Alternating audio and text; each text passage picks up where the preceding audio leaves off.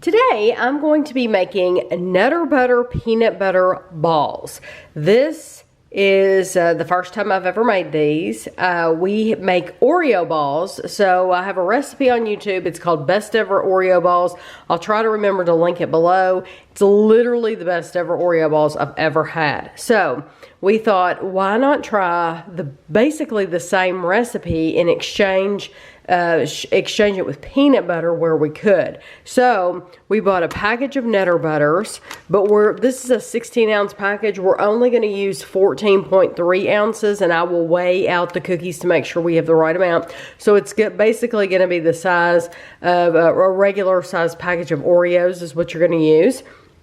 You need an 8-ounce block of cream cheese softened, so this whole block softened.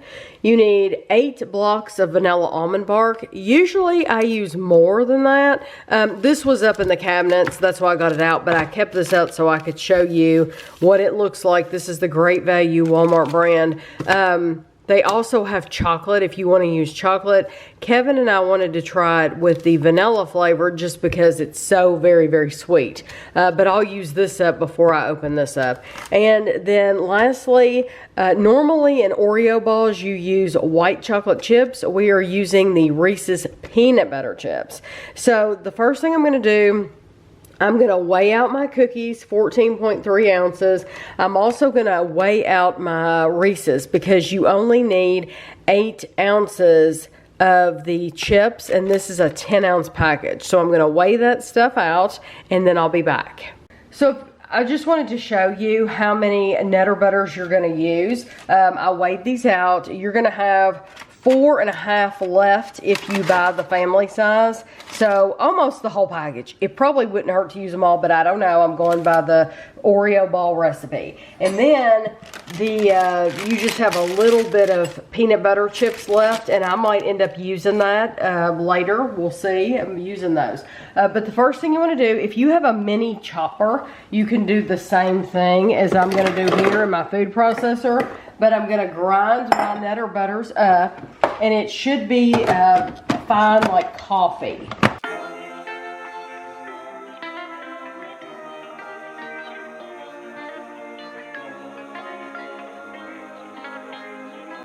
So now I'm going to take this, I have a paper plate here, I'm going to dump this out on a paper plate, or bowl, or wherever you want to put it.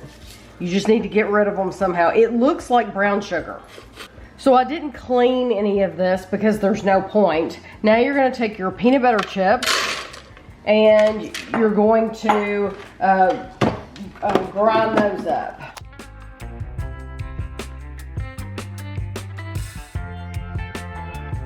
So now I've switched over to my mixer, KitchenAid, and so I'm going to take my block of cream cheese. It is softened, it's been out, but the good thing about when you buy the name brand, when you buy the Philadelphia brand, it does tell you how tips to soften it up. If you don't know how, you just put it in the microwave. But now mine actually, I thought about it, so it's been out at room temperature for a while. So now I'm going to take all my cookie and put that in here. And then all my chips from my food processor, put that in here. And then we're going to use our dough hook attachment and combine this together. It does not take long to combine this together at all, and it just forms a dough. So now you can either use your hands or you can use a cookie scoop. I'm thinking about using a cookie scoop. What do you think, Kevin? Yeah, that's how we use it, I think. The big one. This is a large cookie scoop. So this is like 3? 2, yeah, something like that. I don't know. We didn't measure it.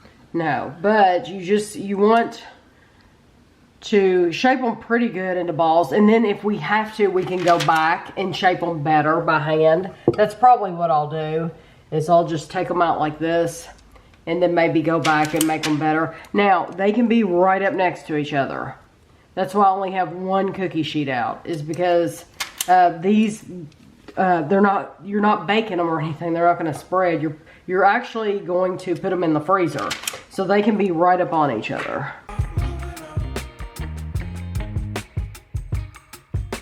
So I have them out here, and I'm going to roll them and make them smooth like I did that one. Just take them in your hand like this, and it just makes them prettier. You don't have to do this, but it'll be easier to dip them.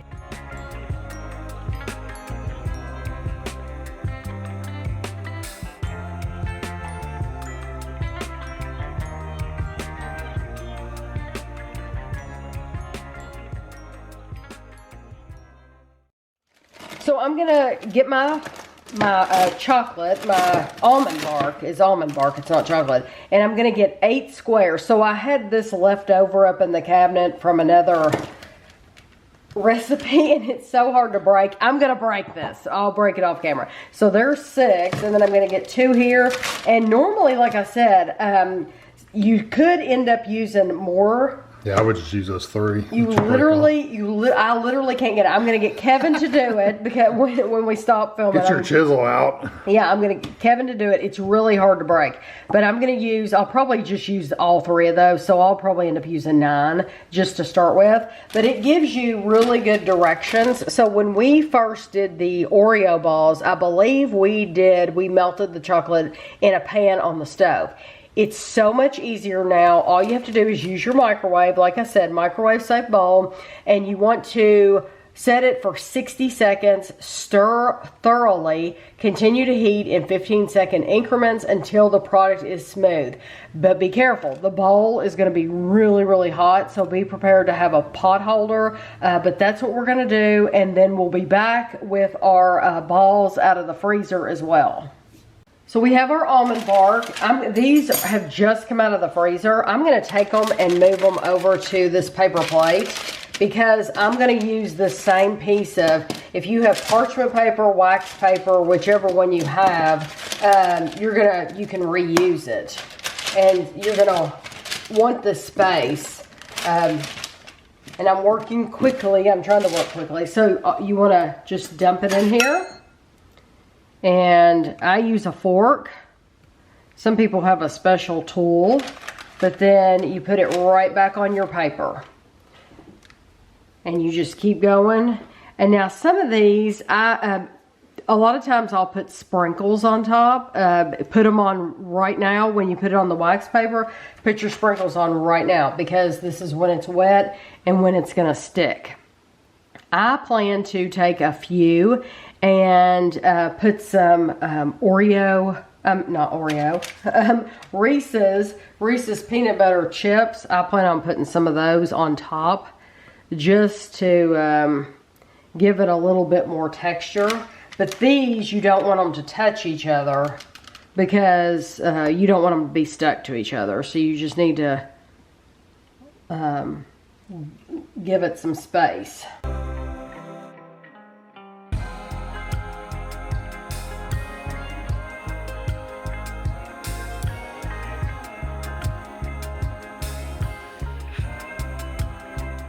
To do is put these in the refrigerator so it doesn't take long though for them to set up. I mean, you can see these first ones I did, the ones that are wet are glossy. Those first ones are not glossy anymore because they're already dry pretty much. But I will put them in the refrigerator. It won't take 5 minutes for these to set up. But I figured a couple of them I would put just a few chips on the top like this, just to see if it gives it some texture, and they might not stay because they're heavy. So we'll see. I just want to do a couple like that, and it might not make any difference at all.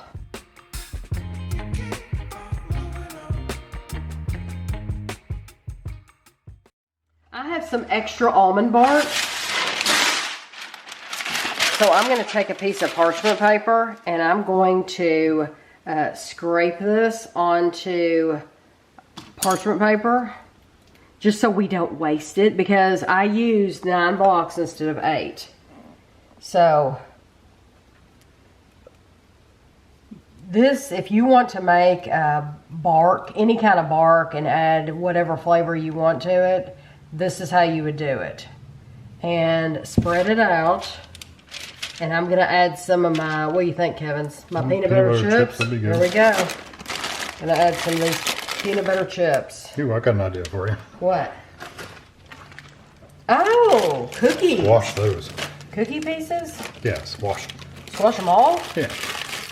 These are my remaining cookies. I had put them in a Ziploc bag.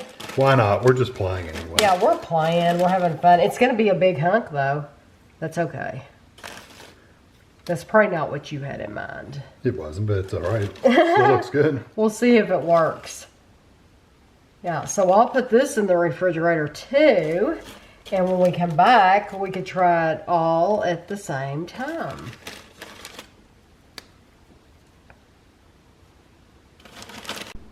So these balls, I said I was going to put them in the refrigerator. I didn't. I literally left them sitting out. Now, the bark, I did put in the refrigerator. But these, they come off that easy, and they didn't need to go. They didn't need to go in the refrigerator. Yeah, but you store them in the refrigerator once you're ready to store them. Yes. And I love these pieces of chocolate that dries because then you can just eat them. They're delicious. But I have the two with the chips. So I'll make sure we try those. But just put them on whatever plate you have. And then the bark, I'll show you the bark. Now, cookies might fall off because I sprinkled the crumbs on there. But the bark is solid. So it's going to look like this. Just like that. That's how easy it is to make bark. Yeah, and you could do that with candy canes, any kind of cookie you want. But we'll give that a try too. We'll try it. Of course, you know, it's not going to have cream cheese or well, it is going to have, some pieces will have chips. But yeah, we'll give that a try over at the table too. So in case you didn't count, we counted. We got 22 of these Nutter Butter balls. I think we should try the bark first. I think so. Get this one with a big cookie in it. Just gonna try to pick a smaller one. Here's a smaller one.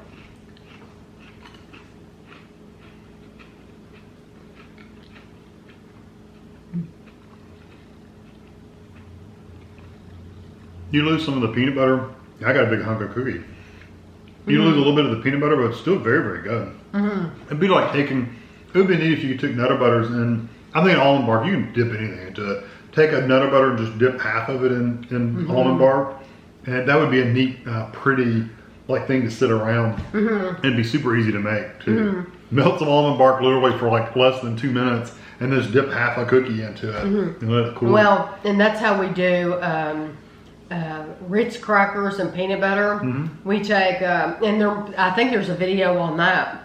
But all you do is put Jif peanut butter in between 2 Ritz crackers. Dip the whole thing in almond bark like this. Fabulous. Yeah, it's really fabulous. Good. I like that. I like the bark. I do too. Just for a leftover thing, but you can make a whole pan of it if you wanted to. Yes, you could do. Yeah, because you saw how much I have left over. Of course, I had more almond bark than I needed. Yeah, you can dip anything in that, and it's wonderful. So, do you want to try one without anything on top? You can, or you can try the one with, and I'll try one without. Okay. I got kind of an ugly one.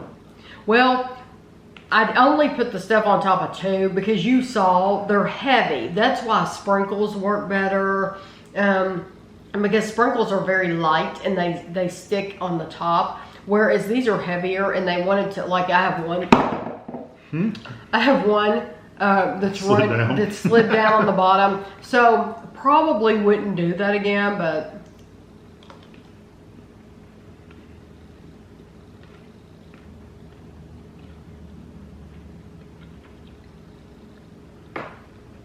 The texture is almost exactly the same. Very creamy, very smooth filling. I'm surprised at how much the peanut butter flavor goes away. It's there. Yes.